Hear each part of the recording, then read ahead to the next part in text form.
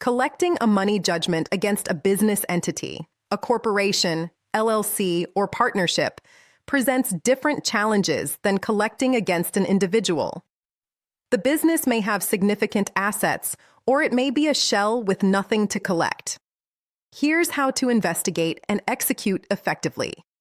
The first investigative step is determining whether the business is still operating. A business entity that has been dissolved, abandoned, or gone bankrupt may have no collectible assets and no responsible parties to pursue further. Confirming current active status through the Secretary of State's business records is the starting point. If the business is active, asset investigation focuses on business-specific asset categories: business bank accounts, equipment and inventory, accounts receivable, real estate owned by the entity, vehicles registered to the entity, intellectual property, and any other commercial assets. Business bank accounts are a primary target. A writ of execution directed to a known business bank can be highly effective if the business has active commercial cash flow. Identifying the right financial institution requires investigation.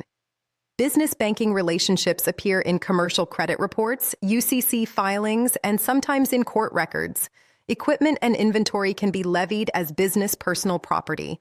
Identifying the location and approximate value of these assets requires investigation, and the logistics of executing the levy require coordination with the levying officer. Accounts receivable, money owed to the business by its customers, can be reached through a garnishment directed to the business's known customers. If you know who owes the business money, you can intercept those payments. If collection against the business entity itself proves insufficient, piercing the corporate veil may allow recovery from the individual owner directly. Veil piercing requires showing that the business was inadequately capitalized, that the owner commingled personal and business assets, or that the corporate form was used as a device to commit fraud or injustice. The standards vary by state and by the severity of the conduct. For LLCs, charging orders against the owner's membership interest direct any distributions the LLC makes to the judgment creditor instead of to the debtor owner. People Locator Skip Tracing provides business asset investigation, officer identification, and business banking intelligence. Visit peoplelocatorskiptracing.com to place your order.